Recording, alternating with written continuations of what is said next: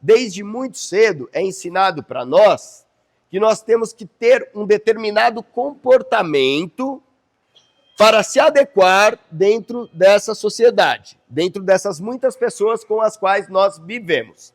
Muitas vezes esses comportamentos, eles são forçados a existir dentro de nós, eles não se expressam de maneira natural. Eu costumo dizer que, por exemplo, disciplina, né, é uma virtude que ninguém tem naturalmente. Disciplina é um comportamento aprendido, né, e deve ser aprendido mesmo. É bom aprender a ter disciplina. Mas o ser humano, ele não é por natureza disciplinado. A nossa espécie, se você deixar ela fazer o que ela quer, você vai comer o máximo possível, dormir o máximo possível e evitar o máximo possível de desafios, desconfortos e tal. Coisas que nós sabemos que não fazem você chegar onde você quer chegar.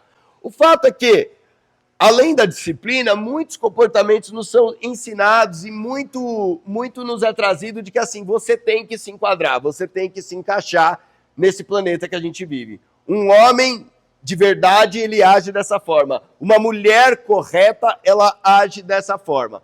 Isso faz com que a gente passe a confiar mais na opinião do outro a nosso respeito do que na nossa própria opinião de quem somos. Ou seja, a gente começa desde muito cedo a se perder de quem a gente é em essência e começa a dar ao outro o poder de dizer você é isso, você é aquilo outro. Por quê? Porque a gente não se conhece. Tá entendendo? Baseado nisso, o que a lógica me leva a fazer? A lógica me leva a fazer coisas que vão ganhar a aprovação das outras pessoas. E todo ser humano age assim desde muito cedo, sem perceber. Então a gente começa a construir uma espécie de máscara social, que pode ser chamada também de personalidade, né? Uma espécie de um ator, uma espécie de uma atriz que desempenha um papel que não está em harmonia com aquilo que ela é de fato, mas está em harmonia com aquilo que ela acha que os outros esperam dela. Você pode até achar que você não faz isso, mas se você for investigar um pouquinho mais a fundo, você vai descobrir que você faz. Eu falo porque, cara, olha, quando eu acho que eu já descobri quem eu sou, a vida dá uma reviravolta e me mostra que eu não sabia tanto assim. Ela me mostra que eu estava agindo de uma forma muito... Isso é chamado de dimensão do psiquismo. Essa dimensão do psiquismo que tenta provar para os outros é chamada de ego.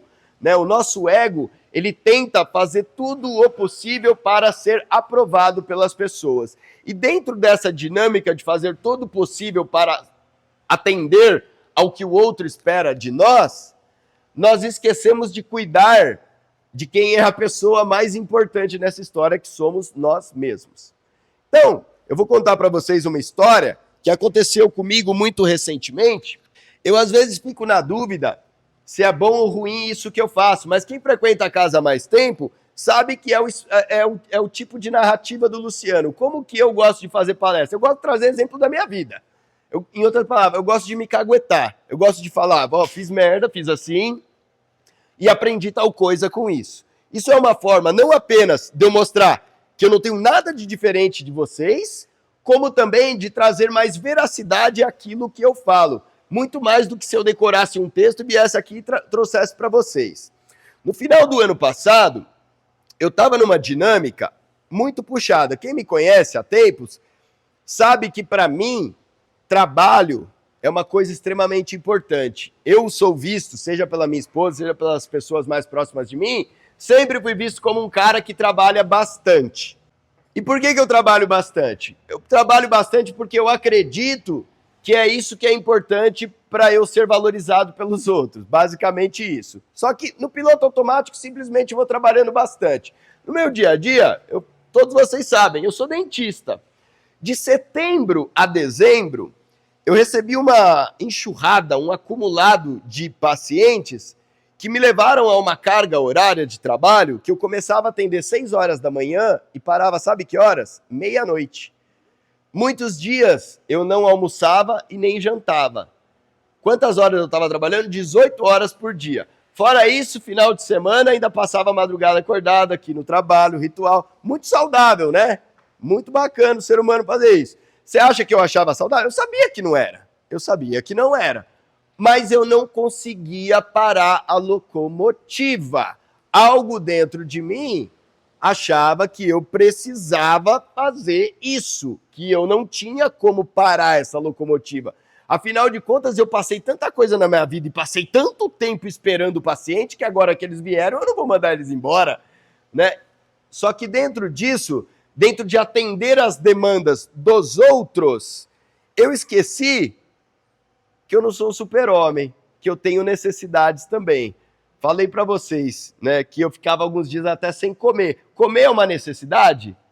Comer é uma necessidade. Dormir é uma necessidade. Descansar é uma necessidade. Ter lazer é uma necessidade.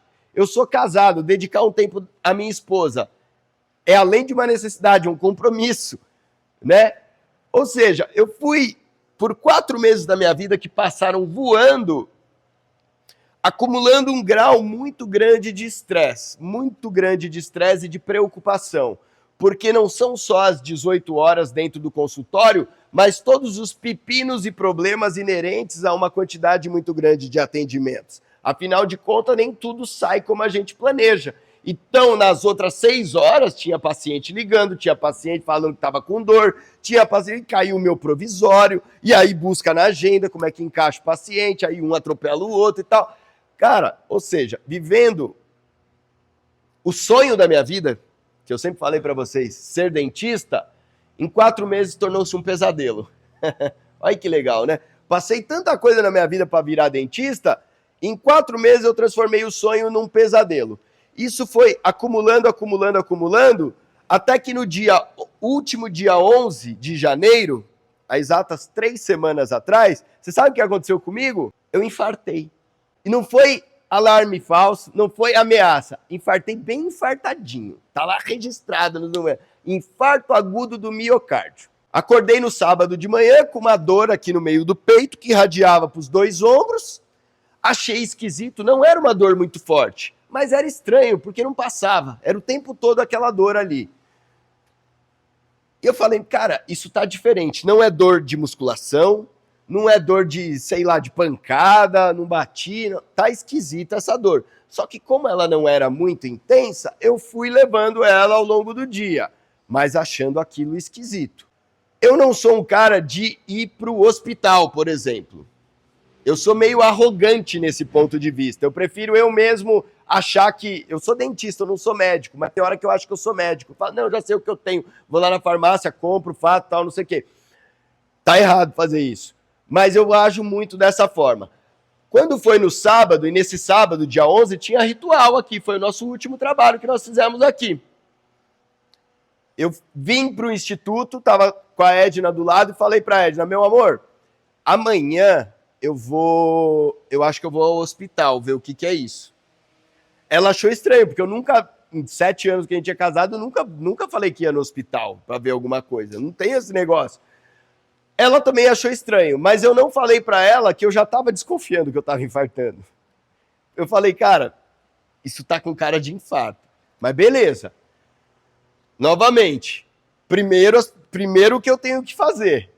Então vim, fiz palestra, trabalhei o ritual inteiro, tal. Quando era 2 horas da manhã, acabou o ritual, a Edna chegou para mim e falou assim, meu amor, eu gostaria que você fosse ao hospital agora. Aí eu falei para ela, não, meu bem, eu tô cansado, né? Vamos fazer o que a gente tem que fazer aqui. Eu vou para casa, durmo, amanhã cedo eu prometo que eu acordo e vou pro hospital. Ela, então, meu amor, eu quero que você vá agora.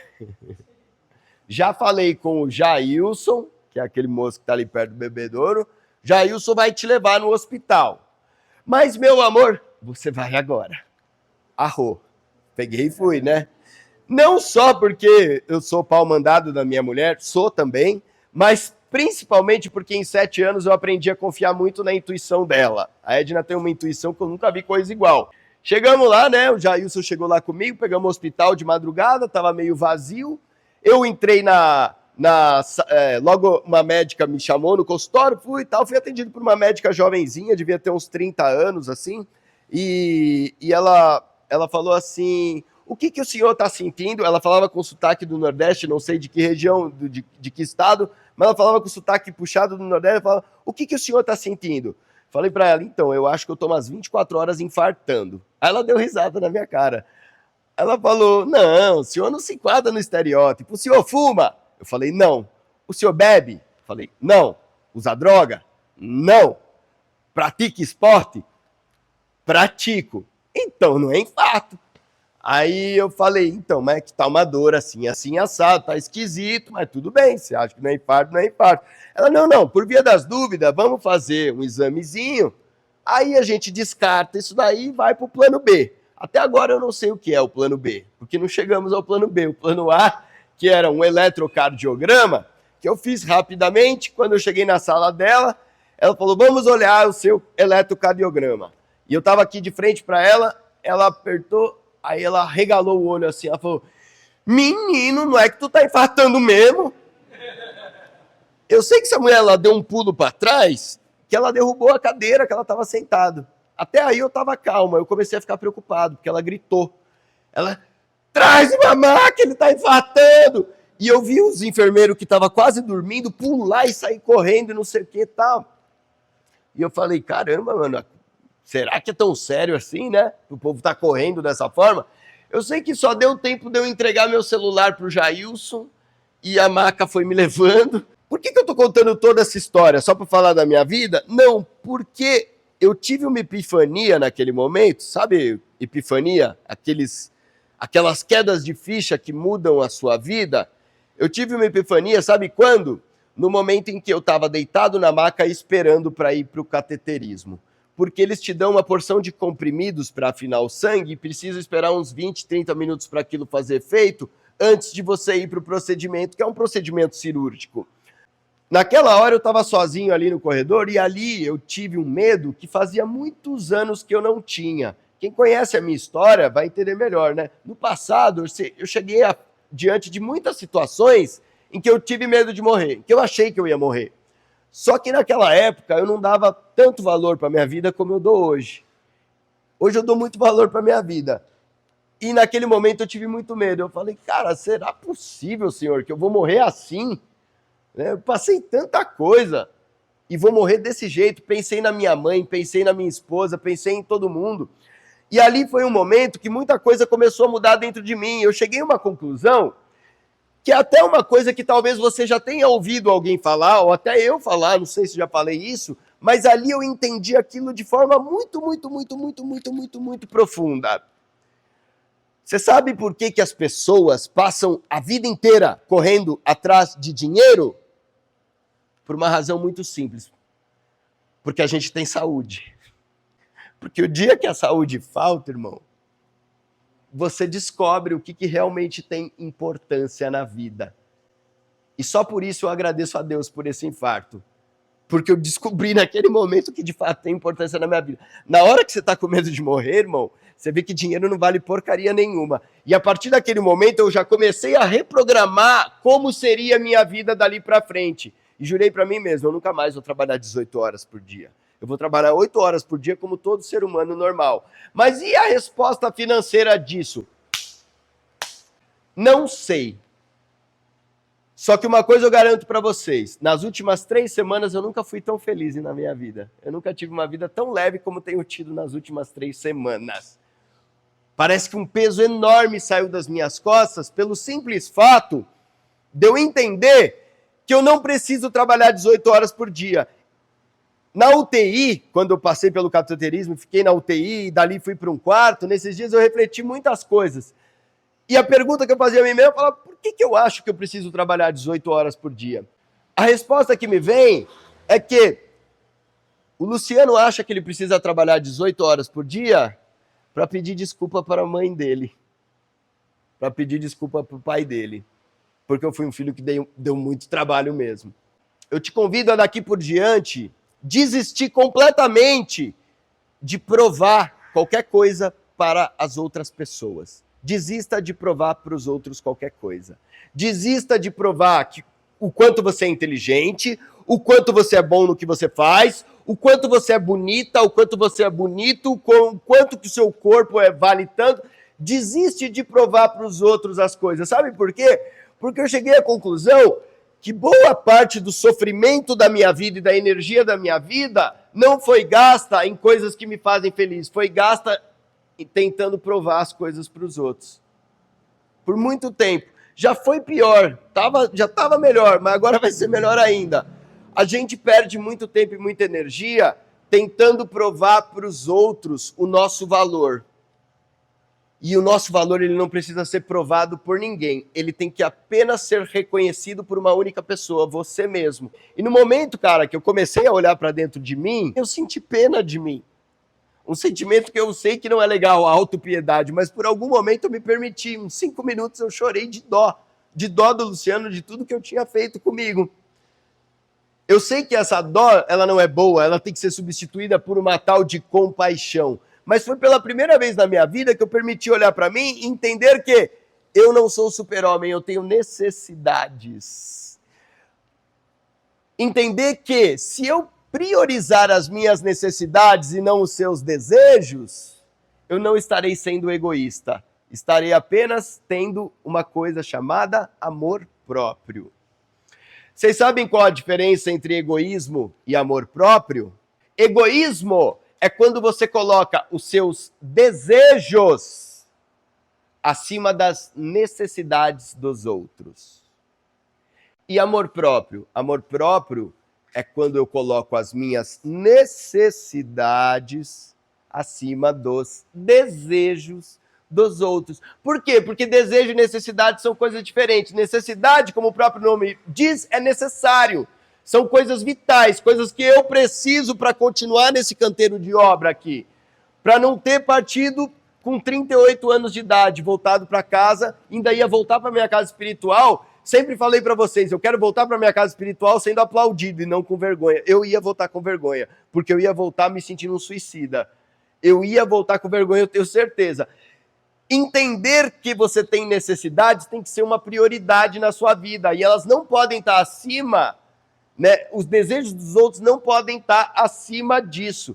Desejo, o que é desejo? Desejo é ruim? Não, desejo é bom, eu posso ter desejos, desde que os meus desejos não exijam que os outros se rebaixem, suprimam as necessidades dos outros.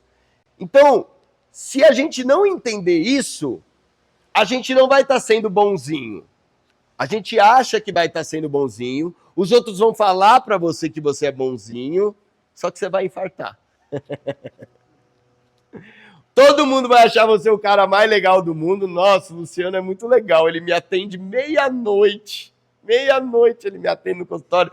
Esse homem tem um coração que não cabe nele. Quase explodiu o coração que não cabe nele. Tá entendendo, cara? Tudo tem que ter limite. Limites esses que estão ficando mais claros para mim nas últimas 3 semanas. E é por isso que eu estou trazendo essa reflexão para vocês.